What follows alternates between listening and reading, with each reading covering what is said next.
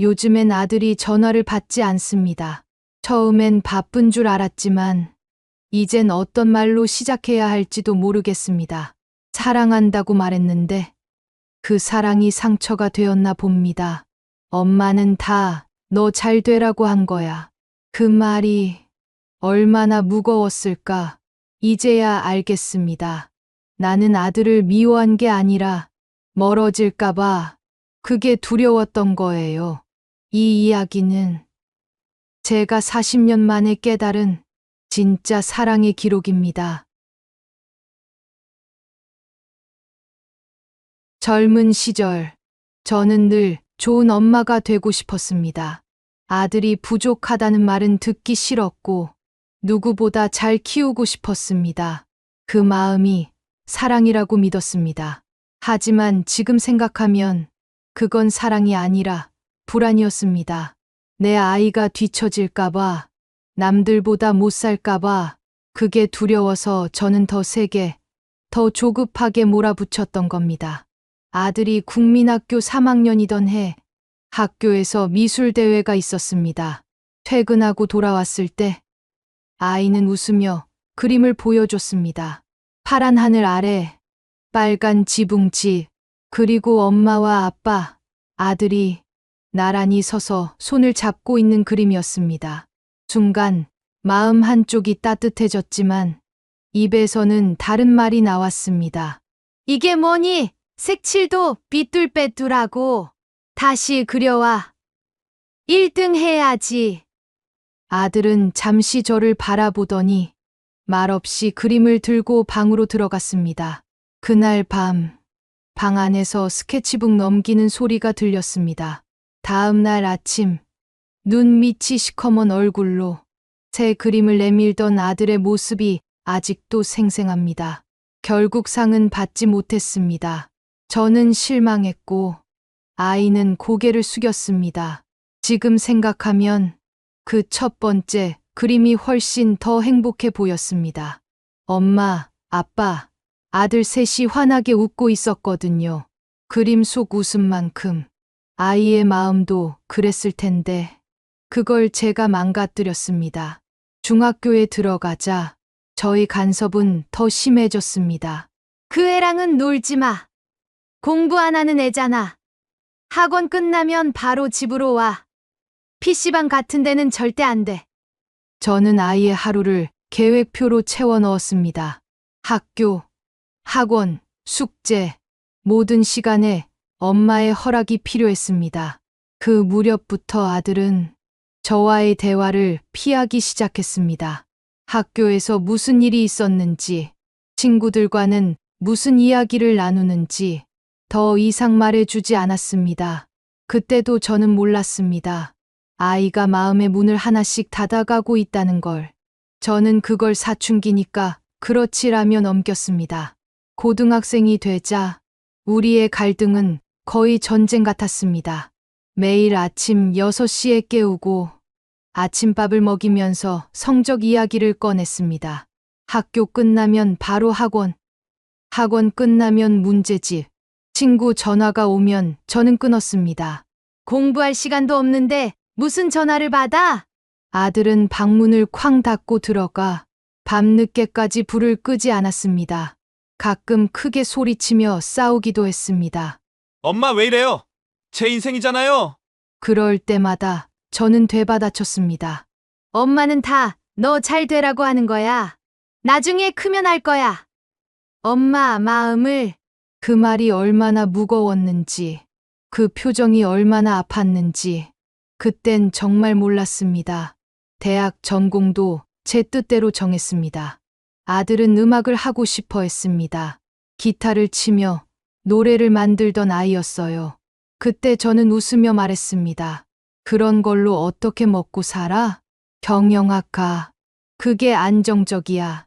아들은 방으로 들어가 며칠을 울었습니다. 그 울음소리를 들으면서도 저는 마음을 바꾸지 않았습니다. 결국 아들은 제 뜻대로 경영학과에 갔습니다. 입학식 날 캠퍼스 앞에서 사진을 찍으며 저는 속으로 생각했습니다. 이제 됐다. 우리 아들은 성공할 거야. 하지만 그날 이후 아들은 점점 더 멀어졌습니다. 전화는 줄었고 명절에도 집에 오는 횟수가 줄었습니다. 같이 있어도 대화는 없었습니다. 이제 돌이켜보면 그건 사랑이 아니었습니다. 아이의 인생이 아니라 제 욕심이었습니다. 나는 내 불안을 달래기 위해 아이의 인생을 통제했습니다. 엄마니까라는 이유로 그 모든 걸 정당화했습니다. 아들이 원하는 게 뭔지, 무엇을 좋아하는지, 어떤 사람이 되고 싶은지 한 번도 진심으로 물어본 적이 없었습니다. 요즘은 가끔 생각합니다. 그때 그 첫 번째 그림을 칭찬해 줬더라면 어땠을까? 우와, 우리 아들 그림 참 예쁘다.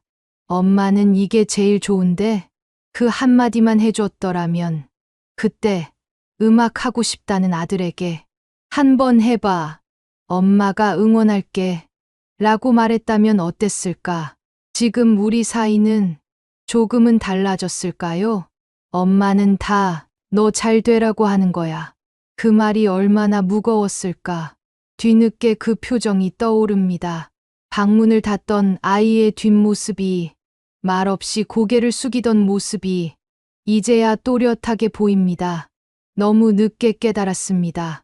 사랑한다고 말했지만 그건 사랑이 아니었습니다. 통제였습니다. 그 시절 저는 엄마가 중심인 집이 당연하다고 생각했습니다. 남편은 일하느라 늘 늦었고 집안의 모든 결정은 제 몫이었습니다. 아들의 옷, 머리, 학원, 친구, 모든 걸 제가 정했습니다. 그게 사랑이었고 엄마의 역할이라 믿었습니다. 남편은 조용한 사람이었습니다. 저녁 식탁에 앉아도 그래, 수고했다 한마디 하고 신문을 펼치곤 했죠. 저는 그런 남편이 답답했습니다. 당신은 왜 아이한테 관심이 없어? 숙제는 봐줘야지. 성적도 확인하고. 남편은 늘 한숨을 쉬며 말했습니다. 당신이 알아서 잘하잖아. 그 말은 결국 모든 부담을 제게 떠넘기는 면허증이 되었습니다. 저는 더 세게, 더 완벽하려 했습니다. 아들이 국민학교 6학년이 되던 해, 집엔 늘 긴장감이 감돌았습니다. 식탁 위엔 성적표, 거실엔 문제집, 아들은 늘 의자에 앉아 연필을 쥐고 있었습니다. 주말에도 놀이터에 나가는 걸 막았습니다. 시험 끝나고 놀아. 지금은 공부해야지. 남들 다 학원 다니는데 너만 빠질 수 없어. 그때마다 아들은 말없이 고개를 끄덕였지만 눈빛이 점점 멀어졌습니다. 중학생이 되자 사춘기보다 먼저 찾아온 건 침묵이었습니다. 식탁에서도 차 안에서도 아들은 말이 거의 없었습니다. 학교 어땠어? 응, 친구는 잘 지내? 몰라요. 짧은 대답, 그리고 이어지는 정적. 저는 그걸 무시했습니다. 말을 안 하면 더 다그쳤죠. 대답 좀 해. 왜 자꾸 피하니? 그때마다 아들은 고개를 숙인 채 말했습니다. 그냥 좀 조용히 있으면 안 돼요? 그 한마디가 아직도 마음에 남아 있습니다. 저는 그 말을 듣고도 요즘 애들은 버릇이 없다고만 생각했습니다. 그게 상처라는 걸 그땐 정말 몰랐습니다. 남편은 가끔 제게 말했습니다. 당신이 너무 몰아붙이는 거 아니야? 애도 숨 좀 쉬게 해야지. 그러면 저는 맞받아쳤습니다. 내가 이렇게 애쓰는데 당신은 아무것도 안 하잖아. 그 대화는 늘 싸움으로 끝났고 결국 남편은 점점 더 말을 줄였습니다. 그 침묵 속에서 아이는 두려움을 배웠습니다. 누군가 화내기 전에 미리 눈치를 보는 법, 자기 의견을 말하기보다 조용히 고개를 숙이는 법, 그걸 가르친 건 학교도 친구도 아니었습니다. 바로 저였습니다. 어느 날 거실 한쪽에서 아들이 라디오를 듣고 있었습니다. 가수 지망생 인터뷰가 나오던 방송이었죠. 아들은 조용히 따라 부르고 있었습니다. 저는 무심코 말했습니다. 그딴 건 그만 들어. 지금은 노래할 때가 아니잖아. 그 말에 아들이 라디오를 껐습니다. 그리고 아무 말도 하지 않았습니다. 그때 느꼈습니다. 방 안 공기가 갑자기 식어버린 것처럼 집안 전체가 조용해졌다는 거요. 그 침묵이 그 아이의 마지막 저항이었는데 저는 그마저도 몰랐습니다. 사랑한다고 말했지만 그건 아이를 위해서가 아니었습니다. 나를 안심시키기 위한 말이었습니다.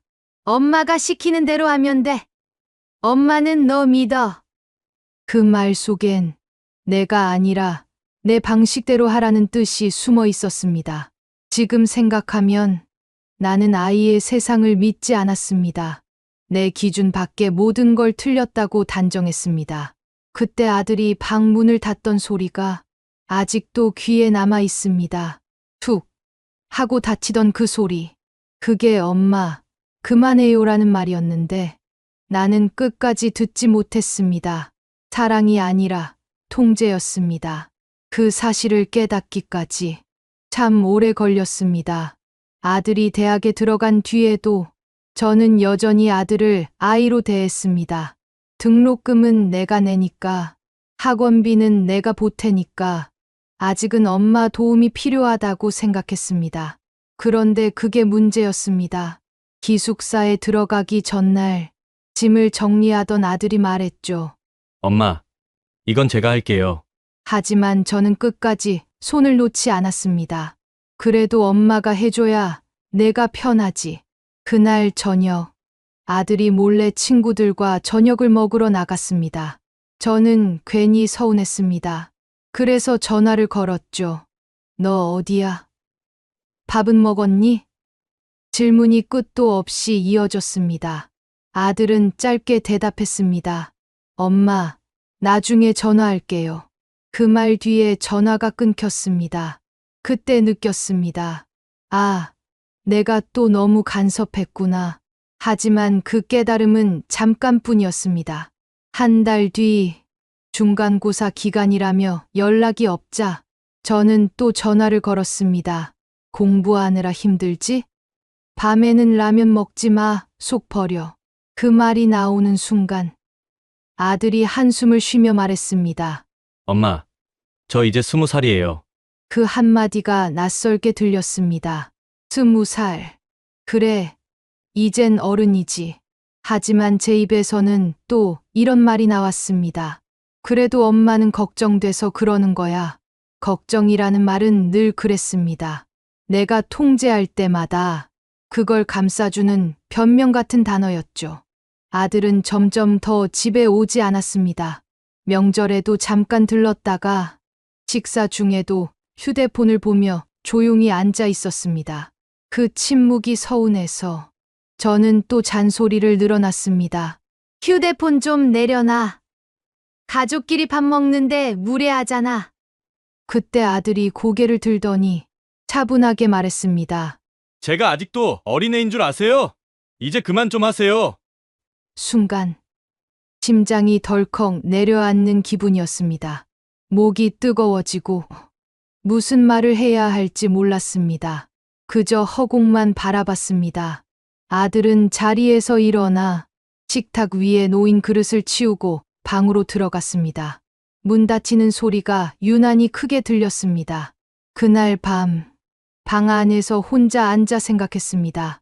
내가 정말 걱정해서 그랬던 걸까?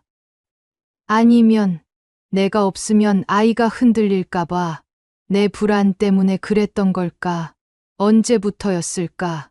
아이의 문제를 내 문제처럼 느끼게 된 게, 아니, 어쩌면 아이를 나의 연장선이라 생각했을지도 모릅니다. 그 아이가 잘 되면 나도 잘 산 것 같았고, 그 아이가 힘들면 내 탓 같았습니다. 그래서 더 간섭했습니다. 그래서 더 지시했습니다. 그렇게 하면 안 돼. 그건 위험해. 엄마 말 들어.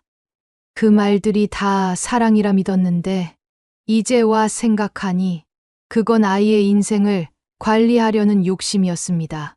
그날 밤 아들이 제게 한 그 한마디가 계속 머릿속을 맴돌았습니다. 제가 아직도 어린애인 줄 아세요? 그 말이 마치 거울 같았습니다. 그 속엔 제 모습이 그대로 비쳤습니다.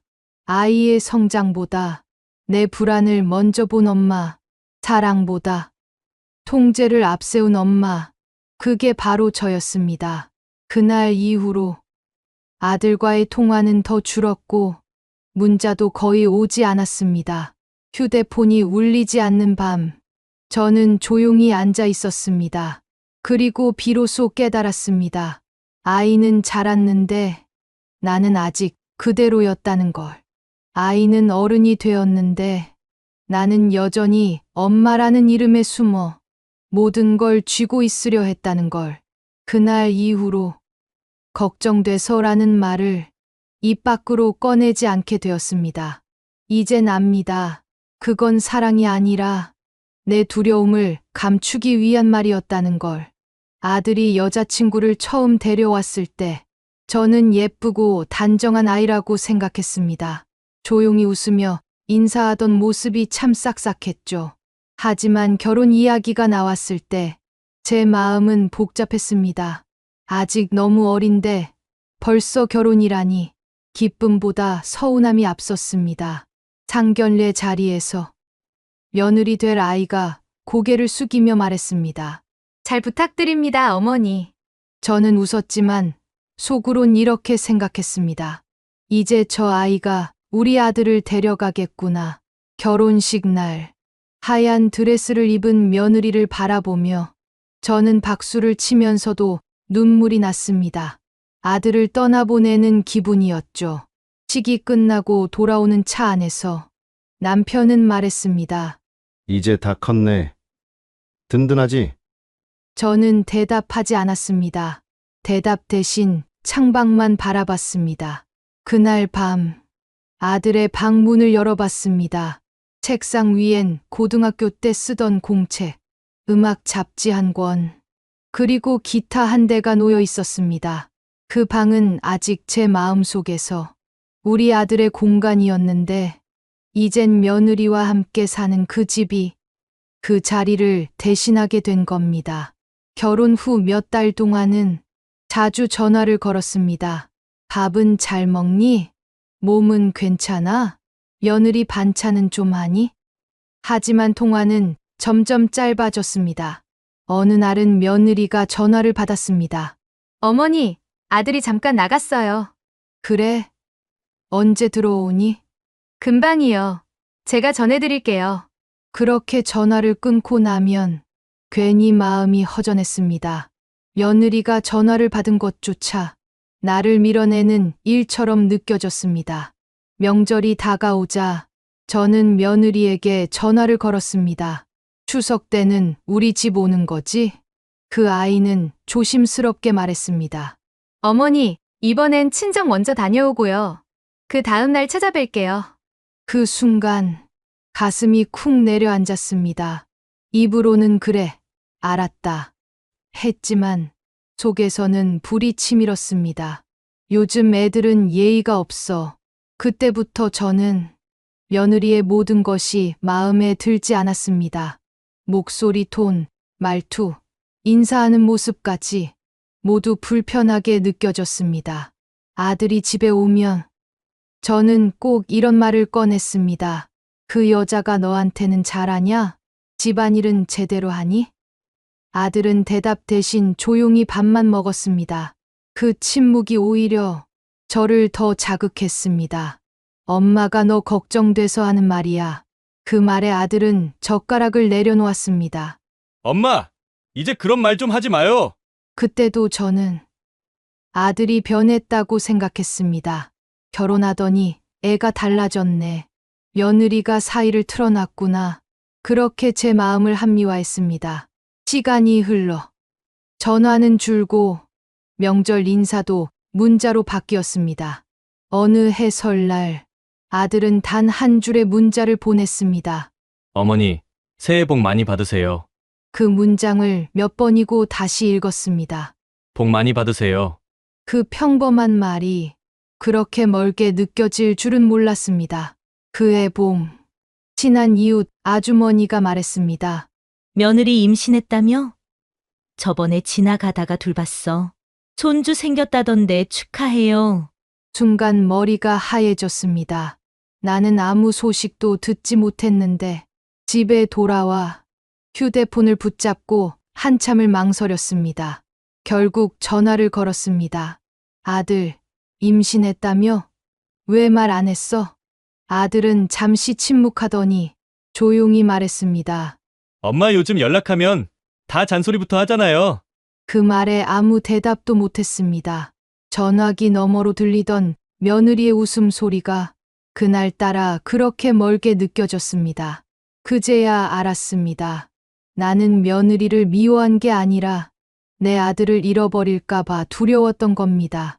그 여자가 우리 아들을 빼앗았어. 그 말은 진심이 아니었습니다. 사실은 이렇게 말하고 싶었던 거죠. 아들아, 엄마는 내가 여전히 그리워. 하지만 그 마음을 사랑으로 표현하지 못해 결국 모든 게 상처가 되었습니다. 지금은 압니다. 며느리를 미워한 게 아니라 내가 놓지 못한 엄마로서의 자리를 미워했던 거란 걸. 사랑은 붙잡는 게 아니라 놓아주는 건데 그걸 깨닫기까지 참 오랜 시간이 걸렸습니다. 손주 돌잔치 소식을 들은 건 아들의 오랜 친구 엄마를 통해서였습니다. 며느리 돌잔치 했다며? 사진 봤는데 손주가 너무 예쁘더라. 그 말을 듣는 순간 귀가 멍해졌습니다. 돌잔치. 언제? 왜 나는 아무 소식도 못 들었을까? 집으로 돌아와 서랍 속에서 휴대폰을 꺼냈습니다. 최근 통화 목록엔 아들 이름이 없었습니다. 마지막 통화 날짜가 거의 반년 전이었습니다. 손이 떨리더군요. 그래도 혹시나 싶어 아들 프로필 사진을 열어봤습니다. 그곳엔 돌잔치 사진이 올려져 있었습니다. 아들 부부, 그리고 그들 곁에 며느리 부모님, 친구들, 풍선 장식 아래 웃고 있는 사람들 속에 저와 남편은 없었습니다. 그 순간 가슴이 쿵 내려앉았습니다. 한참 동안 사진을 확대했다 줄였다 반복했습니다. 손주가 케이크 앞에서 손을 흔들고 있었어요. 그 작은 손이 이상하게도 저를 밀어내는 듯 보였습니다. 식탁 앞에 앉아 아무 말도 하지 못했습니다. 남편이 조심스럽게 물었습니다. 왜 그래? 저는 아무 대답도 못하고 휴대폰만 바라봤습니다. 잠시 후 남편이 한숨을 쉬며 말했습니다. 여보, 아들 탓만 하지 마. 우리도 생각해 봐야 해. 그 한마디가 가슴 깊숙이 꽂혔습니다. 우리도 생각해 봐야 해. 그 말이 그렇게 아프게 들릴 줄은 몰랐습니다. 그날 밤 잠이 오지 않았습니다. 부엌 불만 희미하게 켜놓고 혼자 앉아 있었습니다. 머릿속엔 그동안 했던 말들이 떠올랐습니다. 그 여자가 우리 아들을 빼앗았어. 요즘은 효도라는 게 없어. 엄마는 다 너 잘 되라고 하는 거야. 그 모든 말들이 아들에게는 얼마나 무겁게 들렸을까. 사랑이라는 이름으로 던진 말들이 결국 아이의 마음을 닫게 만든 거였습니다. 그날 새벽 아들에게 문자를 보냈습니다. 손주 돌잔치 사진 잘 봤다. 축하한다. 다음엔 우리도 함께 있으면 좋겠구나. 하지만 답장은 오지 않았습니다. 다음 날 휴대폰을 들여다보다가 문득 생각했습니다. 혹시 나라도 그 입장이었다면 나도 나 같은 엄마를 피했을지도 모르겠다고. 아들이 결혼하고 손주가 태어나고 이제는 또 하나의 가정을 꾸렸는데 나는 여전히 엄마의 자리에만 머물러 있었습니다. 나 없이도 괜찮은 거야? 그 질문에 스스로 답을 못하겠더군요. 식탁 위에 놓인 밥은 차갑게 식어 있었습니다. 남편이 조용히 국을 데워오며 말했습니다. 이제 우리도 놓아줄 때가 된 것 같아. 그 말이 눈물처럼 떨어졌습니다.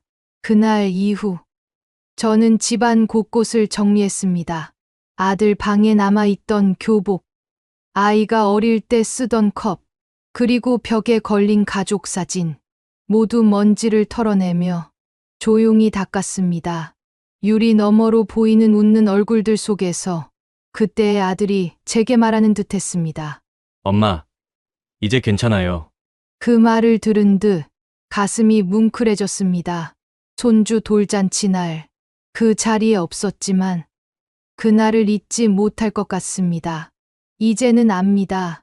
내가 그 자리에 없었던 건 그들이 날 잊어서가 아니라 내가 먼저 멀어졌기 때문이었습니다.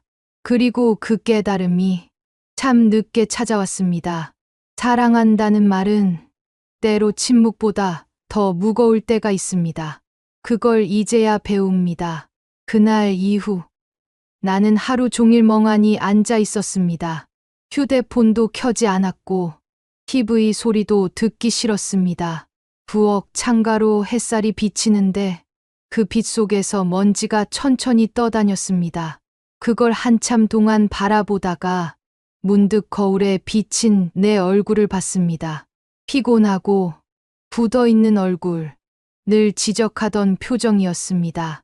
그런 표정으로 나는 아이를 키웠구나. 그 생각이 들자 가슴이 먹먹했습니다. 내가 아들에게 했던 말들이 하나씩 떠올랐습니다. 엄마 말 좀 들어. 그건 아니야. 이렇게 해야 돼. 엄마가 더 잘 알아. 그 말들이 사랑의 언어가 아니라 지시와 명령이었다는 걸 이제야 깨달았습니다. 그동안 나는 좋은 엄마였다고 믿었습니다. 헌신했고 희생했고 아들을 위해 살았다고 생각했습니다. 하지만 사실은 내 기준대로만 사랑했을 뿐이었습니다. 아이가 원하는 세상은 한 번도 들어본 적이 없었습니다. 나는 늘 말했습니다. 엄마는 널 믿어. 하지만 그건 진짜 믿음이 아니었습니다.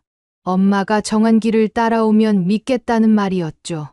거울 속에 나는 그 사실을 이제야 인정하고 있었습니다. 한참을 바라보다가 눈물이 흘렀습니다. 눈물이 아니라 그동안 쌓였던 모든 후회가 조용히 흘러내리는 기분이었습니다. 그날 저녁 남편이 퇴근해서 들어왔습니다. 저는 조용히 말했습니다. 아들이 날 떠난 이유를 이제야 알겠어. 남편은 아무 말 없이 제 옆에 앉았습니다. 그리고 한참 후에야 말했습니다. 괜찮아. 이제라도 알았으니까. 그 한마디에 눈물이 또 터졌습니다. 이제라도 알았으니까. 그 말이 그렇게 따뜻하게 들릴 줄은 몰랐습니다. 그날 밤 일기를 썼습니다. 나는 오늘 내가 얼마나 많은 말을 쏟아냈는지 깨달았다. 사랑이 아니라 두려움에서 나온 말이었다. 펜 끝이 번지고 종이에 눈물이 떨어졌습니다. 나는 정말로 사랑하고 싶었습니다. 그런데 사랑을 주는 법을 몰랐던 것 같습니다. 아이에게는 미안한 일들이 너무 많았습니다. 돌아가고 싶지만 그땐 몰랐습니다. 아이의 눈에는 나는 늘 화가 난 어른이었을 겁니다. 늘 옳은 척하고 늘 답을 알고 있는 사람처럼 굴던 엄마. 하지만 지금은 압니다. 그 모든 옳음이 아들에게는 두려움이었다는 걸 이제라도 인정합니다. 나는 틀렸습니다. 아이를 위한 인생이 아니라 엄마로서의 자존심을 지키느라 사랑을 잃었습니다. 그리고 그 사실을 이제야 똑바로 볼 수 있게 되었습니다. 거울 속에 주름진 얼굴이 이상하게 낯설지 않았습니다. 그 속에 젊은 날의 나, 그리고 상처받은 아들이 함께 서 있는 것 같았습니다. 나는 조용히 속삭였습니다. 엄마가 이제야 알아.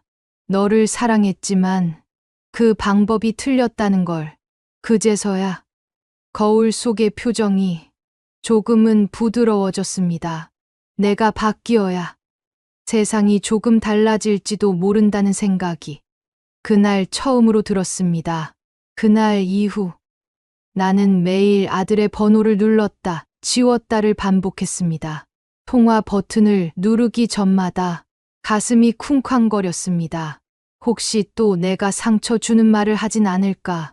그 생각이 나를 멈추게 했습니다. 그러던 어느 날 책상 위에 놓인 편지지를 꺼냈습니다. 오래전 아들이 국민학교 때 썼던 학용품 상자 속에서 색이 바랜 봉투가 하나 나왔습니다. 그 안에 적힌 글귀 "엄마, 사랑해요." 그 한 줄이 마음을 울렸습니다. 나는 펜을 들었습니다. 손이 떨렸습니다. 어디서부터 잘못됐을까? 어떻게 써야 할까? 수십 번을 망설이다가 천천히 첫 문장을 적었습니다. 아들아, 엄마는 늘 너를 사랑했단다. 하지만 방법이 틀렸던 것 같구나. 글자를 쓰면서 눈물이 번졌습니다. 글씨가 번져 몇 번이나 다시 썼습니다. 엄마는 내가 힘들다고 말할 때 그 마음을 들어주지 못했어. 늘 내가 부족하다고만 생각했단다. 정작 부족했던 건 엄마였어. 한 줄, 한 줄 쓸 때마다 가슴이 시렸습니다. 마치 오래된 상처를 직접 손으로 꿰매는 기분이었습니다. 나는 거짓말 한마디도 하고 싶지 않았습니다. 그동안 얼마나 억지로 괜찮은 척을 했는지 이제는 다 내려놓고 싶었습니다. 편지를 다 쓰고 봉투를 닫을 때 손끝이 이상하게 따뜻했습니다. 이 편지라도 다 쓰면 좋겠다. 편지를 보내기 전 한참을 고민했습니다. 직접 주소를 쓰려다 괜히 또 부담을 줄까봐 서랍에 넣어두었습니다. 하지만 이상하게도 그날 밤 마음이 조금 가벼워졌습니다. 남편이 묻더군요. 무슨 일 있어? 편지를 썼어. 보냈어? 아니, 그냥 써봤어. 남편은 미소를 지었습니다. 그래도 썼잖아. 그게 시작이야. 그 말이 오래 남았습니다. 그래도 썼잖아. 누군가를 용서하는 일보다 먼저 내 자신을 용서하는 게 더 어려웠던 것 같습니다. 그날 이후로 나는 매일 편지를 조금씩 더 썼습니다. 어릴 적 기억, 함께 웃던 날, 첫 그림을 들고 오던 아이의 표정, 그 모든 순간을 떠올리며 조용히 기록했습니다. 언젠가 이 편지들을 한꺼번에 전해줄 날이 오길 바랐습니다. 아들이 읽지 않아도 괜찮았습니다. 그 마음이 어디엔가 닿는다면 그걸로 충분하다고 생각했습니다. 밤이 깊어지면 책상 위 조명을 켜고 또 한 장의 종이를 펼쳤습니다. 글씨는 여전히 삐뚤빼뚤했지만 그 속에는 후회가 아닌 진심이 담겨 있었습니다. 엄마는 지금도 너를 사랑해. 하지만 이번엔 다르게 조용히 멀리서 응원할게. 그 문장을 쓰고 나니 가슴이 조금 덜 아팠습니다. 그리고 깨달았습니다. 사랑은 말로 증명하는 게 아니라 다시 손을 내미는 용기로 보여주는 거라는 걸. 그날 이후 나는 매일 작은 종이에 한 줄씩 적습니다. 오늘은 잘 있었니? 엄마는 내가 행복하길 바란다. 그 편지들이 쌓여 한 상자 가득해졌습니다. 언젠가 그 상자를 들고 아들 문 앞에 조용히 둘 겁니다. 그날이 오면 그 아이도 알겠죠. 엄마가 드디어 말보다 진심을 배웠다는 걸. 편지를 쓰고 난 뒤 마음 한켠이 조금 가벼워졌습니다. 무언가를 보냈다기보다 그동안 붙잡고 있던 말을 조용히 내려놓은 느낌이었습니다. 그날 이후로 나는 매일 작은 시도를 하고 있습니다. 아침에 일어나면 먼저 창문을 엽니다. 예전에는 햇살이 거슬려 바로 커튼을 닫곤 했는데 요즘은 그 빛이 고맙습니다. 휴대폰을 켜면 아들 이름이 저장된 연락처가 눈에 들어옵니다. 이젠 두렵지 않습니다. 그저 조용히 문자를 보냅니다. 밥은 먹었니? 요즘은 조금 따뜻하더라. 건강하자. 아들아. 답장은 없습니다. 그래도 괜찮습니다. 이젠 기다림이 아프지 않습니다. 그저 하루에 한 번 그 아이를 향한 마음을 보내는 일로 하루가 시작됩니다. 남편은 그런 나를 보며 웃습니다. 오늘도 문자 보냈어? 응, 답은 왔어? 아니. 그래도 괜찮아. 남편은 고개를 끄덕였습니다. 그 대화 하나로도 충분했습니다. 점점 나는 알게 되었습니다. 사람의 마음은 크게 바꾸려 하면 더 멀어지고 작게 움직이면 천천히 가까워진다는 걸요. 그날 이후로 나는 집 앞 화단에 꽃을 심기 시작했습니다. 봄에는 펜지, 여름에는 봉선화, 가을엔 국화를 심었습니다. 꽃을 가꾸는 일은 마치 관계를 돌보는 일과 닮아 있었습니다. 물을 너무 주면 시들고 너무 외면해도 마릅니다. 딱 필요한 만큼만 매일 같은 시간에 조용히 들여다보는 것. 그게 요즘 내 하루의 루틴이 되었습니다. 어느 날 문자함의 숫자 1이 사라졌습니다. 엄마, 잘 지내요. 저도 잘 있어요. 단 한 줄이었지만 그 문장을 읽는데 오래 걸렸습니다. 눈물이 앞을 가렸거든요. 그날 밤 나는 오랜만에 웃었습니다. 소리 내지 않고 그저 조용히 미소 지었습니다. 그리고 마음속으로 말했습니다. 엄마가 변하고 있어. 천천히 기다릴게. 그날 이후 나는 매일 작게 변화를 만들고 있습니다. 아들과의 관계뿐 아니라 세상을 보는 눈도, 사람을 대하는 마음도. 완벽한 엄마는 되지 못했지만 이제야 진짜 사람이 되어가는 것 같습니다. 봄날의 저녁, 부엌 창가로 들어오는 햇살이 따뜻합니다. 꽃잎이 바람에 흔들리며 인사합니다. 그 모습을 바라보며 나는 조용히 미소 짓습니다. 오늘도 문자를 한 줄 보냈습니다. 사랑한다. 아들아, 이젠 답이 없어도 괜찮습니다. 그 한 줄이 내 하루를 충분히 빛나게 하니까요. 70세가 되어 생각해 봤습니다. 내 인생에서 가장 후회되는 건 무엇이었을까? 돈도, 명예도, 건강도 떠오르지 않았습니다. 그보다 더 깊은 곳에서 한 가지가 계속 마음에 남았습니다. 그건 세월이 지나고 나서야 깨달은 너무 늦은 후회였습니다. 저는 1955년생입니다. 올해로 70을 맞았죠. 젊었을 때 저는 정말 열심히 살았습니다. 아니, 열심히 일했습니다.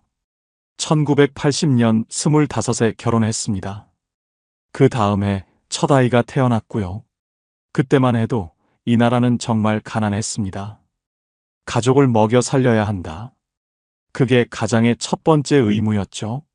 그래서 저는 새벽같이 집을 나서 밤늦게 돌아왔습니다.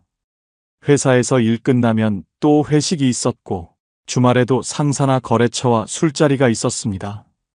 그게 당연한 시대였으니까요. 집에 전화가 걸려와도 여보, 오늘 회식이야. 늦을 거야. 그 말이 일상이었습니다. 2차, 3차는 기본이었고 새벽 2, 3시에 비틀거리며 들어오는 날도 많았습니다. 아내는 늘 혼자였습니다. 아이들 밥 먹이고 숙제 봐주고 재우고 저는 그저 월급 봉투를 갖다 주는 사람이었죠. 1990년대 초반이었습니다. 딸아이가 국민학교 5학년 때였을 겁니다. 학예회에서 백설공주 역을 맡았다며 좋아했죠. 아빠, 이거 봐. 초대장이야. 꼭 와야 돼. 하지만 그날 저는 중요한 거래처와 약속이 있었습니다. 미안하다.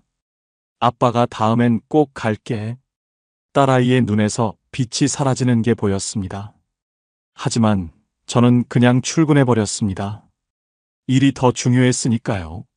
아니, 일이 더 중요하다고 믿었으니까요. 그 후로 딸은 더 이상 저를 초대하지 않았습니다. 중학교 졸업식도 고등학교 입학식도 아이는 엄마랑 둘이서 다녀왔습니다. 아빠는 어차피 바쁘잖아. 그 말이 습관처럼 나왔습니다. 1997년 IMF가 터졌습니다. 회사에서 구조조정이 시작됐고 저는 살아남기 위해 더 미친 듯이 일했습니다.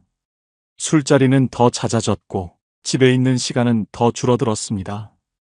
그때 아들은 고등학교 2학년이었습니다. 입시 스트레스로 힘들어하던 아이에게 저는 이렇게 말했습니다. 공부 열심히 해. 아빠처럼 고생하지 말고. 하지만 정작 아이가 무슨 고민을 하는지, 무슨 꿈을 꾸는지 저는 전혀 몰랐습니다.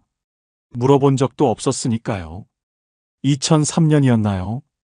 아들이 군대를 제대하고 돌아왔습니다. 23세 청년이 되어서 말이죠. 제대 후 첫 저녁 아들이 조심스럽게 물었습니다. 아빠, 오늘 우리 둘이서 소주 한잔 할까요? 군대 이야기도 하고 앞으로 이야기도 좀 하고 싶어요. 그런데 저는 그때도 오늘 부장님이랑 약속이 있어서 다음에 하자. 삐삐가 울렸고 저는 서둘러 집을 나섰습니다. 그게 마지막 기회였습니다. 아들은 그 후로 한 번도 그런 제안을 하지 않았으니까요. 세월이 흘러 이제 제 자식들은 40이 넘었습니다. 각자 가정을 꾸리고 아이를 낳고 바쁘게 살아가고 있죠. 딸은 서울에서 회사를 다니고 아들은 분당에서 자영업을 합니다. 명절이나 생일 때 가끔 만납니다. 손주들도 데리고 오죠. 하지만 대화가 없습니다. 아버지, 건강은 어때요? 응, 뭐 그럭저럭. 식사는 잘 하세요? 그래. 그게 전부입니다. 30분쯤 앉아 있다가 아이들은 일어섭니다. 아버지, 저희 먼저 갈게요. 애들 학원 보내야 해서. 그래. 조심히 가거라. 그렇게 또 헤어집니다. 식탁에 혼자 남아 아내가 차려놓은 음식을 치우다 보면 문득 이런 생각이 듭니다. 내가 뭘 위해 그렇게 일했을까? 월급은 꼬박꼬박 갖다 줬습니다. 아이들 학원비, 과외비 다 대줬습니다. 대학 등록금도 빠짐없이 냈고 결혼할 때 전세금도 보태줬습니다. 그런데 정작 아이들과 함께한 시간은 없습니다. 아이들이 무슨 생각을 하며 자랐는지, 어떤 꿈을 꿨는지, 무엇 때문에 울고 웃었는지 저는 아무것도 모릅니다. 가족을 위해 일했다고 생각했는데 돌아보니 가족은 제가 없는 채로 살아왔습니다. 가장 가까워야 할 사람들이 가장 낯선 사람들이 되어버렸습니다. 그리고 그 책임은 고스란히 저에게 있습니다. 이제 와서 후회해도 소용없다는 걸 압니다. 지나간 시간은 되돌릴 수 없으니까요. 하지만 가끔 빈 거실에 혼자 앉아 있다 보면 그때 조금만 더 같이 있어 줄 걸. 그 생각이 자꾸만 듭니다. 젊었을 때는 몸이 쇠로 만들어진 줄 알았습니다. 밤을 새워도 술을 마셔도 담배를 피워도 아무렇지 않았으니까요. 1980년대 회사에 막 입사했을 때입니다. 선배들이 말했죠. 야근은 기본이야. 몸 좀 아프다고 쉬면 안 돼. 남자가 그 정도 가지고 뭘 그래. 그게 당연한 문화였습니다. 하루 16시간씩 일하고 밤늦게 소주 몇 병 마시고 다음 날 또 출근하고 그렇게 10년, 20년을 살았습니다. 건강검진 통지서가 날아와도 바빠서 못 가겠네. 그냥 서랍에 처박아 뒀습니다. 병원 가는 건 시간 낭비라고 생각했으니까요. 1990년대 중반이었나요? 속이 자꾸 쓰리고 소화가 안 됐습니다. 아내가 걱정했죠. 여보, 병원 한번 가봐요. 얼굴도 안 좋아 보여. 하지만 저는 괜찮아. 스트레스 때문이야. 약국에서 소화제나 사올게. 그렇게 또 넘어갔습니다. 담배는 하루 2갑씩 피웠습니다. 회의 중에도, 차 안에서도, 집에서도, 아이들이 기침을 해도 창문 좀 열어. 환기시키면 돼. 그건 생각도 안 했습니다. 담배 끊으면 스트레스 더 받아. 일을 어떻게 해? 그게 제 변명이었습니다. 술도 마찬가지였습니다. 소주는 물처럼 마셨고 맥주는 갈증 해소용이었습니다. 주말에도 친구들 만나면 또 마셨죠. 한 잔해야 스트레스가 풀려. 술 안 마시면 인간관계가 안 돼. 그렇게 스스로를 합리화했습니다. 2000년대 초반이었습니다. 계단을 오르는데 숨이 차기 시작했습니다. 허리도 자주 아팠고요. 하지만 그때도 나이 먹으면 다 그런 거지. 대수롭지 않게 넘겼습니다. 운동? 그런 건 한가한 사람들이나 하는 거라고 생각했습니다. 운동할 시간에 일이나 더 해야지. 그렇게 또 몇 년이 흘렀습니다. 2008년이었나요? 회사 건강검진을 받았습니다. 40년 만에 제대로 받는 검진이었죠. 결과가 나왔습니다. 고혈압, 당뇨, 고지혈증, 지방간. 의사가 말했습니다. 이 정도면 심각합니다. 당장 관리 시작하셔야 해요. 하지만 저는 그때도 약만 먹으면 되는 거 아닙니까? 의사가 한숨을 쉬었습니다. 약만으로는 안 됩니다. 생활 습관을 바꿔야 해요. 술, 담배 끊으시고 운동하세요. 그 말을 듣고도 저는 제대로 실천하지 않았습니다. 약은 먹었지만 술은 계속 마셨고 담배도 계속 피웠습니다. 이 나이에 뭘 바꿔? 이미 늦었어. 그게 제 생각이었습니다. 2015년 은퇴를 했습니다. 이제 좀 쉴 수 있겠다 싶었는데 몸은 이미 망가져 있었습니다. 아침에 일어나면 온몸이 뻐근했고 조금만 걸어도 숨이 찼습니다. 그제야 운동을 시작해봤습니다. 하지만 무릎이 아파서 걷기도 힘들었고 허리 디스크 때문에 제대로 움직일 수도 없었습니다. 젊었을 때 조금만 관리했더라면. 그 생각이 들었지만 이미 늦었습니다. 2019년 위암 진단을 받았습니다. 다행히 초기였지만 수술을 받아야 했습니다. 수술대에 누워서 비로소 깨달았습니다. 건강은 돈으로 살 수 없다는 걸. 후회로도 되돌릴 수 없다는 걸. 퇴원 후 이번에는 정말 관리를 시작했습니다. 담배를 끊고 술을 끊고 매일 산책을 나갔습니다.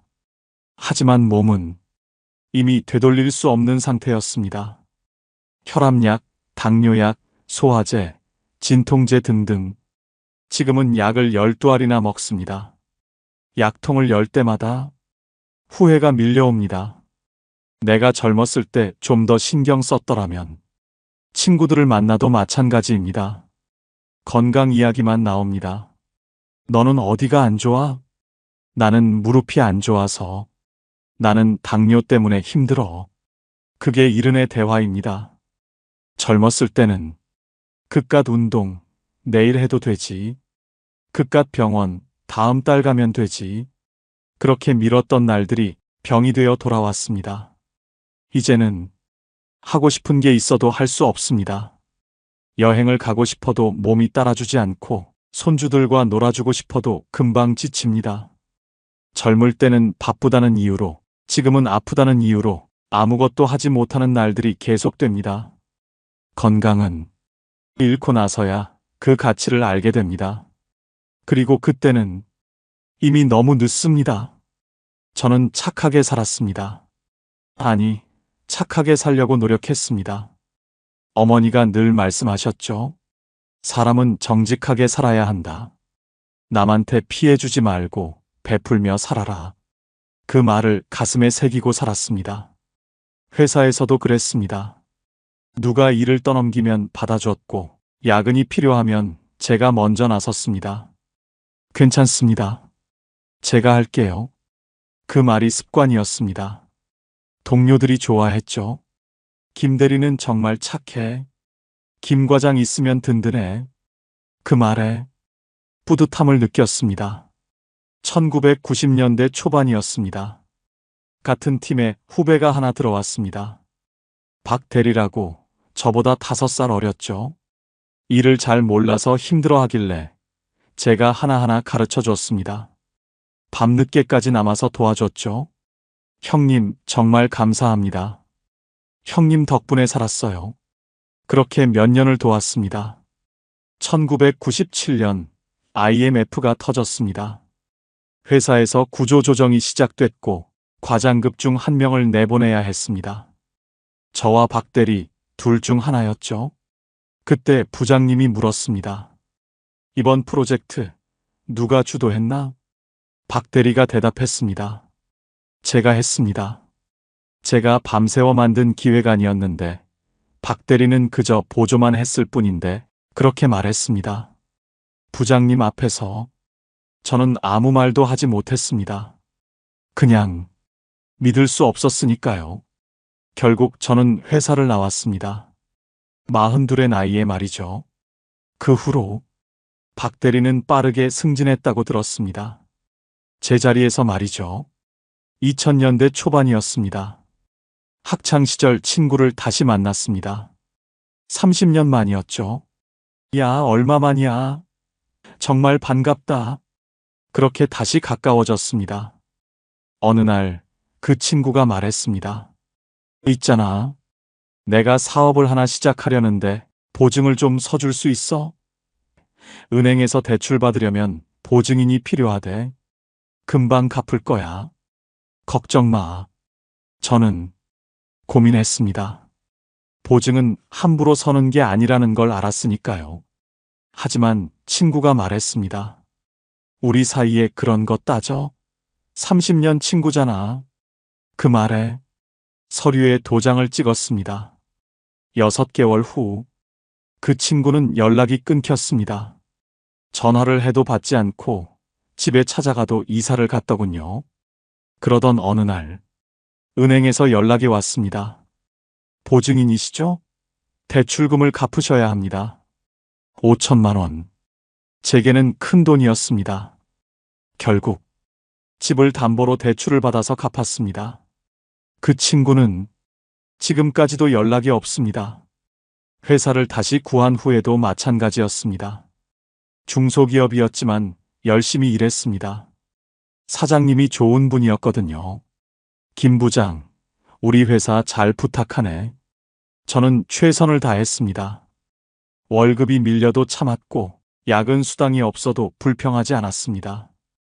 회사 사정이 어려우니까 그렇게 10년을 일했습니다.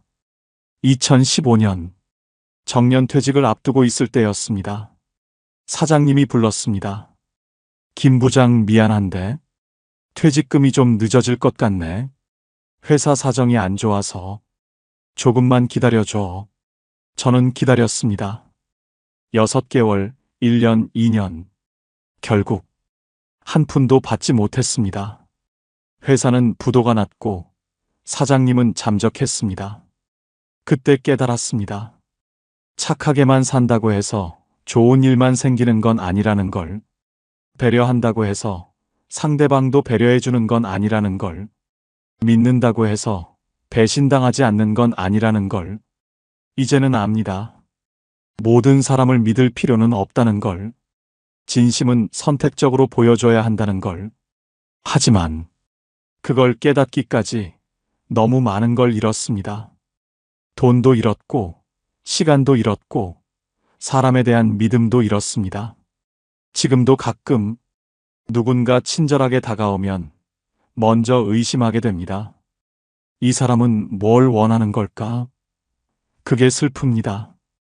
사람을 믿고 싶은데 또 다칠까봐 두렵습니다. 착하게 살았는데 착하게 살았기 때문에 더 많이 다쳤습니다. 세상은 제가 생각했던 것만큼 공평하지 않았습니다. 젊었을 때 저도 꿈이 있었습니다. 그림을 그리고 싶었습니다. 고등학교 때 미술 선생님이 말씀하셨죠. 너는 재능이 있어. 미대에 가봐라. 가슴이 뛰었습니다. 처음으로 제가 뭔가 잘할 수 있다는 말을 들었으니까요. 하지만 아버지는 단호하셨습니다. 그림 그려서 밥 먹고 살 수 있어? 공대 가라. 기술자가 되어야 굶어 죽지 않는다. 1974년 저는 공대에 입학했습니다. 그림은 취미로만 그렸습니다. 가끔 스케치북을 펴면 시간 가는 줄 몰랐습니다. 친구들이 놀러 가자고 해도 저는 혼자 한강변에 앉아 그림을 그렸죠. 나중에 여유 생기면 제대로 배워볼까? 그렇게 생각했습니다. 졸업 후 회사에 취직했습니다. 1980년 25의 나이였죠. 그리고 결혼을 했습니다. 다음 해 아이가 태어났고요. 꿈? 그런 건 사치였습니다. 우선은 가족을 먹여 살려야 했으니까요. 조금만 참자. 애들 다 키우고 나면 그때 내가 하고 싶은 걸 해도 되지. 그렇게 스스로를 다독였습니다. 스케치북은 서랍 깊숙이 넣어뒀습니다. 꺼낼 시간도 여유도 없었으니까요. 회사 일에 치이고 집안일에 치이고 그렇게 10년이 흘렀습니다. 1990년대 초반이었나요? 회사 동료가 말했습니다. 형, 나 주말에 사진 동호회 활동해. 형도 같이 할래? 하고 싶었습니다. 하지만 주말에는 모임 친구들도 만나서 인맥도 이어나가야 했고 술 한 잔씩 하다 보면 피곤해서 다음 날은 하루 종일 쉬어야 했습니다. 미안해. 나는 시간이 없어. 그렇게 또 거절했습니다. IMF가 터진 후에는 더 힘들었습니다. 살아남는 게 급했고 꿈 같은 건 생각할 여유도 없었습니다. 먹고 사는 게 먼저야. 꿈은 나중에. 그 말을 되뇌며 살았습니다. 2000년대가 되었습니다. 아이들이 대학에 갔고 저는 이제 50 중반이 되어 있었습니다. 이제 좀 여유가 생기려나? 그렇게 생각했습니다. 하지만 아이들 등록금에 결혼 자금에 또 돈이 들어갔습니다. 조금만 더 버티면 돼. 그렇게 또 미뤘습니다. 2015년 마침내 은퇴를 했습니다. 이제는 시간이 생겼습니다. 드디어 제가 하고 싶은 걸 할 수 있는 시간이요. 서랍에서 옛날 스케치북을 꺼냈습니다. 30년 만이었죠. 노랗게 바랜 종이 위에 젊은 날의 그림들이 남아 있었습니다. 이제 다시 시작해볼까? 문화센터에 등록했습니다. 수채화 기초반. 첫 수업날 붓을 잡았습니다. 그런데 손이 떨렸습니다. 관절염 때문이었습니다. 선을 그으려 해도 삐뚤빼뚤했고 색을 칠하면 번지기만 했습니다. 옆에 있던 할머니가 말했습니다. 처음이라 그래요. 계속하면 나아져요. 하지만 그게 문제가 아니었습니다. 시력도 나빠져서 세밀한 작업을 할 수가 없었습니다. 몇 달을 다녔지만 결국 그만뒀습니다. 몸이 말을 듣지 않았으니까요. 여행도 가보고 싶었습니다. 유럽의 미술관들을 돌아보는 게 꿈이었거든요. 하지만 긴 비행이 힘들었고 걷는 것도 쉽지 않았습니다. 결국 근처 공원을 산책하는 게 고작이었습니다. 가끔 TV에서 미술 프로그램이 나오면 한참을 바라봅니다. 저 나이에 저렇게 할 수 있다니 부러웠습니다. 그리고 후회했습니다. 내가 그때 조금만 더 용기를 냈더라면 돈이 없어서 못한 건 아니었습니다. 시간이 없어서도 아니었습니다. 그냥 우선순위에서 밀려났을 뿐이었습니다. 나중에 하다가 정작 나중이 왔을 때는 이미 늦어버렸습니다. 이제는 시간이 남아도 몸이 따라주지 않습니다. 하고 싶은 게 있어도 할 수 없습니다. 꿈을 이루지 못한 게 후회되는 게 아닙니다.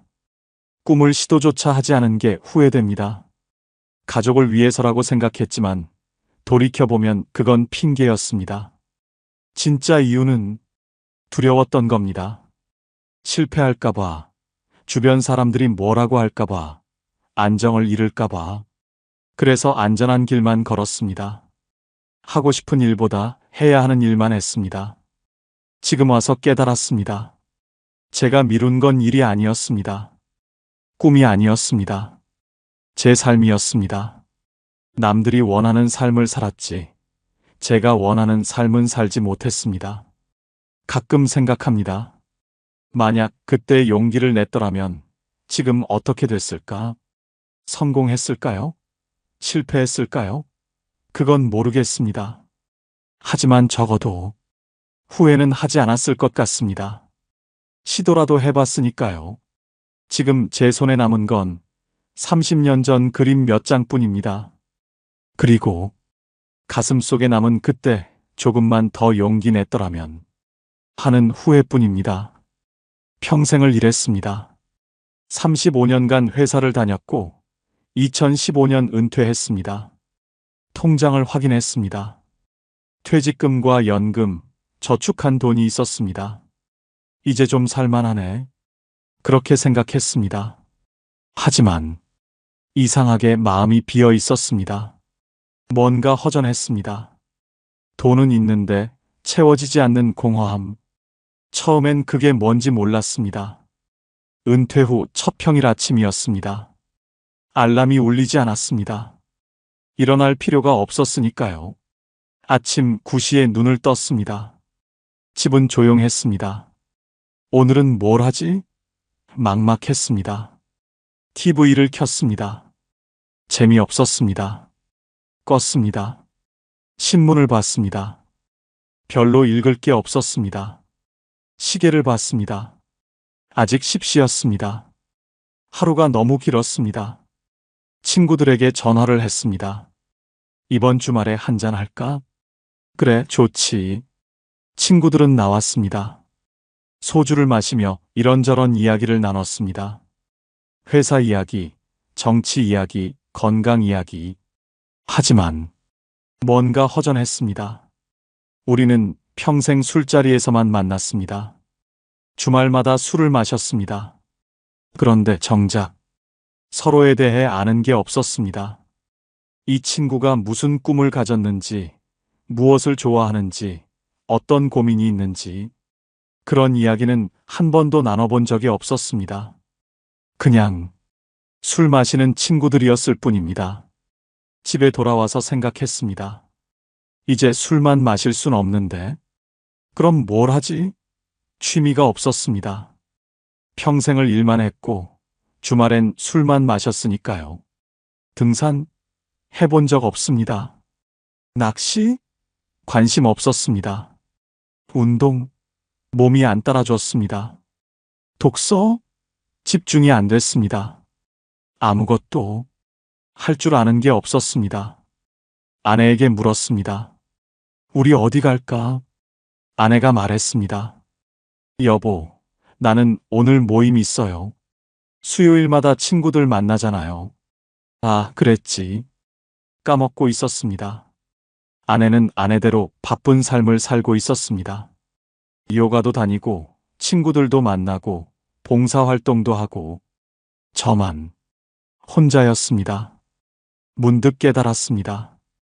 제가 평생 일과 술자리만 하느라 다른 걸 만들어 놓지 않았다는 걸. 취미도 없고, 혼자 즐길 거리도 없고, 할 줄 아는 것도 없었습니다. 일 말고는 아무것도 없었습니다. 그리고 그 일마저 이제는 없었습니다. 아이들에게 전화를 했습니다. 이번 주말에 밥 먹을까? 아버지, 미안해요. 이번 주는 애들 학원 보내야 해서. 그래, 알았다. 전화를 끊었습니다. 예전에 제가 아이들에게 했던 말과 똑같았습니다.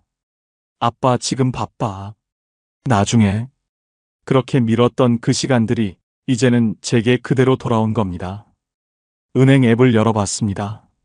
잔고를 확인했습니다. 돈은 있는데 쓸 곳이 없었습니다. 아니, 정확히는 함께 쓸 시간이 없었습니다. 여행을 가볼까 생각했습니다. 여행사에 가서 상품을 알아봤습니다. 유럽 15일, 미국 10일. 이거 좋네. 예약할까? 그런데 제 몸이 말을 듣지 않았습니다. 무릎도 아프고 허리 디스크도 있고 오래 걷는 게 힘들었습니다. 비행기에 10시간 이상 앉아 있는 것도 자신이 없었습니다. 친구들에게 물어봤습니다. 하지만 다들 형편이 안 됐습니다. 건강 문제가 있거나 집안일이 있거나 경제적으로 부담스럽거나 결국 여행은 가지 못했습니다. 돈은 있는데 건강도 체력도 시간도 맞지 않았습니다. 젊었을 때 생각했습니다. 돈만 있으면 뭐든 할 수 있어. 은퇴하면 실컷 놀 거야. 하지만 틀렸습니다. 돈으로 살 수 없는 게 있었습니다. 바로 시간이었습니다. 젊은 날의 건강, 젊은 날의 체력, 젊은 날의 열정. 그걸 돈으로 살 수 없었습니다. 손주들을 보면 안타깝습니다. 할아버지, 놀러 가요. 아이들이 말합니다. 하지만 저는 1시간만 놀아줘도 지칩니다. 무릎이 아프고 허리가 아프고 숨이 찹니다. 할아버지 좀 쉬자. 힘들어서. 그렇게 말할 때 아이들의 실망한 표정이 보입니다. 예전에 제 아이들에게 그랬던 것처럼 아빠 피곤해. 다음에 놀아줄게. 그때 그 얼굴. 이제는 제가 그 얼굴을 하고 있습니다. 누군가 말했습니다. 돈은 다시 벌 수 있지만 시간은 다시 살 수 없다. 그 말이 지금의 저를 울립니다. 제가 벌어놓은 돈은 통장에 있습니다. 하지만 제가 잃어버린 시간은 어디에도 없습니다. 아이들과 놀아줄 시간, 아내와 대화할 시간, 취미를 만들 시간. 그 시간들은 영영 사라져버렸습니다. 가끔 계산해 봅니다. 35년 동안 회사를 다녔습니다. 하루 평균 12시간씩 일했습니다. 주말엔 친구들과 술을 마셨습니다. 그 시간에 뭘 할 수 있었을까요? 아이들과 매일 대화할 수 있었고, 아내와 산책할 수 있었고, 취미를 만들어 전문가가 될 수도 있었습니다. 하지만 저는 그 시간을 전부 일과 술자리에 썼습니다. 돈을 위해서, 인간관계를 위해서. 그런데 그 시간들이 지나가고 나니 아무것도 남지 않았습니다. 돈만 남았습니다. 공허함과 함께 이제는 압니다. 인생에서 가장 값진 건 돈이 아니라 시간이라는 걸. 그리고 그 시간은 지금 이 순간에만 존재한다는 걸. 나중에는 없습니다. 언젠가도 없습니다. 지금 하지 않으면 영원히 못하는 겁니다. 통장 잔고를 보며 생각합니다. 이 돈으로 시간을 살 수 있다면 전부 다 쓰겠다. 하지만 그럴 수 없습니다. 흘러간 시간은 돌아오지 않으니까요. 그게 제가 깨달은 가장 큰 진실입니다. 젊었을 때는 행복이 멀리 있는 줄 알았습니다. 큰 집, 좋은 차, 높은 연봉. 그런 걸 이뤄야 행복할 줄 알았습니다. 그래서 평생을 달렸습니다. 더 많이 벌기 위해, 더 높이 올라가기 위해. 이것만 이루면 행복할 거야. 그렇게 믿으며 살았습니다. 하지만 이상했습니다. 월급이 올라도, 직급이 올라가도, 집이 넓어져도 행복하다는 느낌은 들지 않았습니다. 아직 부족한가? 그렇게 생각하며 또 달렸습니다. 은퇴하고 나서야 깨달았습니다. 행복은 제가 생각했던 곳에 없었습니다. 어느 날 저녁이었습니다. 아내가 저녁을 차려놓고 기다리고 있었습니다.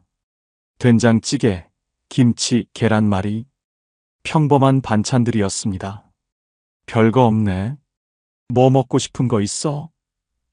아내가 물었습니다. 아니, 이거면 충분해. 밥을 한 숟가락 떠먹었습니다. 그 순간 문득 생각이 들었습니다. 이게 행복이구나. 따뜻한 밥 한 끼, 맞은편에 앉아있는 아내, 조용한 저녁 시간. 이게 제가 평생 찾던 행복이었습니다. 예전엔 이런 순간들이 당연했습니다. 밥이야 매일 먹는 건데 뭐. 그렇게 생각했습니다. 급하게 밥을 먹고 TV를 보거나 신문을 보거나 바로 방에 들어가거나 식탁에서의 시간을 소중하게 여긴 적이 없었습니다. 지난주였습니다. 딸아이가 아이들을 데리고 놀러 왔습니다. 손주 둘이 거실에서 뛰어놀았습니다. 시끄러웠습니다. 할아버지, 같이 놀아요. 손주가 제 손을 잡아 끌었습니다. 30분쯤 놀아주고 나니 지쳤습니다. 하지만 행복했습니다. 아이들이 웃는 소리, 딸아이가 차를 내오며 웃는 얼굴, 아내가 손주들에게 과자를 챙겨주는 모습. 이런 게 행복이구나. 그렇게 생각했습니다. 예전에는 이런 시간이 불편했습니다. 시끄럽네. 좀 조용히 못해? 짜증을 냈습니다. 아빠 피곤해. 조용히 해라. 아이들을 쫓아냈습니다. 그때 그 시간들이 얼마나 소중했는지 이제야 압니다. 며칠 전엔 학교 동창한테 전화가 왔습니다. 야, 오랜만이다. 이번 주 토요일에 만나자. 커피숍에서 만났습니다. 이 시간을 이야기했습니다. 학창시절 이야기, 요즘 사는 이야기, 건강 이야기, 별것 아닌 이야기들이었습니다. 하지만 헤어질 때 마음이 따뜻했습니다. 이것도 행복이구나. 친구와의 안부 전화 한 통, 커피 한 잔, 웃으며 나누는 대화, 이런 평범한 것들이 행복이었습니다. 예전에는 이런 시간이 아까웠습니다. 그 시간에 일이나 더하지. 만남을 거절했습니다. 쓸데없는 수다 떨 시간 없어. 전화를 빨리 끊었습니다. 그렇게 놓쳐버린 시간들이 지금은 그리워집니다. 요즘은 산책을 자주 합니다. 집 근처 공원을 천천히 걷습니다. 아내와 함께 말없이 걷기도 하고 가끔 이런저런 이야기를 나누기도 합니다. 저 나무꽃이 참 예쁘네. 응, 그러게. 그냥 걷습니다. 천천히. 그게 좋습니다. 행복합니다. 예전에는 걷는 것도 빨리빨리였습니다. 왜 이렇게 느려? 아내를 재촉했습니다. 주변을 볼 여유도 없이 그냥 목적지까지 빨리 가는 게 중요했습니다. 지금 생각하면 참 아까운 시간들이었습니다. 행복은 멀리 있지 않았습니다. 큰 것에 있지도 않았습니다. 따뜻한 밥 한 끼, 가족의 웃음소리, 친구의 안부 전화, 아내와의 산책, 손주들의 제잘거림. 이 모든 게 행복이었는데 그땐 당연한 줄만 알았습니다. 이런 거야 언제든 할 수 있지. 그렇게 생각했습니다. 하지만 아니었습니다. 건강할 때만 할 수 있는 것들이었고, 사람이 곁에 있을 때만 누릴 수 있는 것들이었고, 시간이 있을 때만 가능한 것들이었습니다. 그리고 그 시간은 생각보다 짧았습니다. 지금은 압니다. 행복은 무언가를 이뤘을 때 오는 게 아니라는 걸. 행복은 이미 제 곁에 있었다는 걸. 그냥 제가 못 봤을 뿐이라는 걸. 이제야 보입니다. 아침에 눈을 뜰 수 있다는 것. 밥을 먹을 수 있다는 것. 걸을 수 있다는 것. 사랑하는 사람이 곁에 있다는 것. 이 모든 게 행복이었습니다. 평범한 하루하루가 가장 빛나던 날들이었습니다. 그때는 몰랐지만 이제는 압니다. 행복은 특별한 순간에만 있는 게 아니라 평범한 일상 속에 있었다는 걸. 그리고 그 일상을 제가 너무 가볍게 여겼다는 걸. 지금이라도 늦지 않았다고 생각합니다.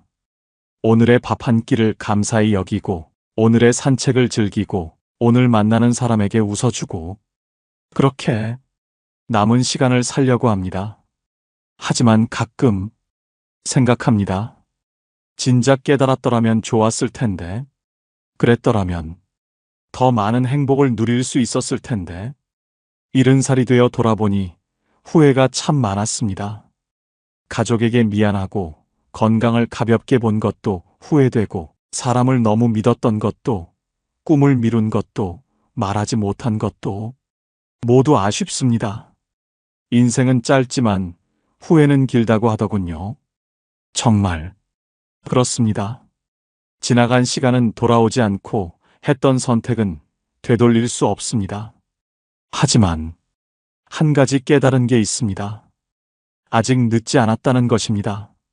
제게도 아직 시간이 남아 있습니다. 많지는 않지만 그래도 있습니다. 그리고 그 시간을 다르게 살 수 있습니다. 요즘 저는 조금씩 바뀌고 있습니다. 아내에게 고맙다고 말합니다. 어색하지만 말합니다. 아이들에게 전화를 합니다. 사랑한다고 말합니다. 손주들이 오면 아프지만 함께 놀아줍니다. 친구들에게 먼저 연락합니다. 보고 싶다고 말합니다. 늦었지만 지금이라도 하는 게 낫다고 생각합니다. 지난주에 딸아이한테 말했습니다. 그때 학예회 못 간 거 미안했다. 아빠가 정말 미안하다. 딸아이가 놀란 얼굴로 저를 봤습니다. 아버지, 그거 기억하세요? 응, 계속 마음에 걸렸어. 너한테 미안했어. 딸아이가 울었습니다. 그리고 말했습니다. 괜찮아요, 아버지. 이제 괜찮아요. 그 말을 듣고 저도 울었습니다. 한마디의 말이 이렇게 큰 힘이 있는지 몰랐습니다. 아들한테도 말했습니다. 제대하고 술 한잔 하자던 거 아빠가 거절했지. 미안하다. 아들이 웃으며 말했습니다. 아버지, 이번 주말에 우리 둘이 한잔 할까요? 그래. 꼭 하자. 이번엔 약속을 지킬 겁니다. 여러분께도 말하고 싶습니다. 지금 이 글을 보시는 분들께 저처럼 후회하지 마십시오. 오늘, 지금 이 순간을 소중히 여기십시오. 가족이 곁에 있다면 안아주십시오. 친구가 생각난다면 전화하십시오. 하고 싶은 말이 있다면 지금 하십시오. 고마워요. 사랑해요. 미안해요. 그 한마디가 당신의 남은 삶을 바꿔줄 겁니다. 건강할 때 운동하십시오. 건강은 돈으로 살 수 없습니다. 시간이 있을 때 꿈을 이루십시오. 나중에는 오지 않습니다. 평범한 일상을 소중히 여기십시오. 그게 바로 행복입니다. 인생은 생각보다 짧습니다. 나중에라고 미루다 보면 어느새 끝이 보입니다. 저처럼 이른이 되어서야 깨닫지 마십시오. 지금 이 순간부터 시작하십시오. 후회 없는 삶은 없습니다. 저도 압니다. 하지만 후회를 줄일 수는 있습니다. 오늘 한 사람에게 진심을 전하고, 오늘 한 가지 소중한 것을 지키고, 오늘 하루를 감사히 살아가는 것. 그게 후회를 줄이는 방법입니다. 저는 앞으로 남은 시간을 다르게 살 겁니다. 후회를 되새기며 사는 게 아니라 지금을 소중히 여기며 살 겁니다. 늦었지만 지금이라도 시작하겠습니다. 그러셨으면 좋겠습니다. 오늘 저녁 집에 가시면 가족에게 말해 보십시오. 고마워. 사랑해. 그 한마디가 당신의 인생을 바꿔줄 겁니다. 그리고 훗날 저처럼 이른이 되었을 때 후회가 아닌 감사로 과거를 돌아볼 수 있을 겁니다. 아직 늦지 않았습니다. 지금 이 순간부터 시작하십시오. 여러분의 남은 인생이 후회가 아닌 행복으로 가득하길 바랍니다. 긴 이야기 들어주셔서 고맙습니다.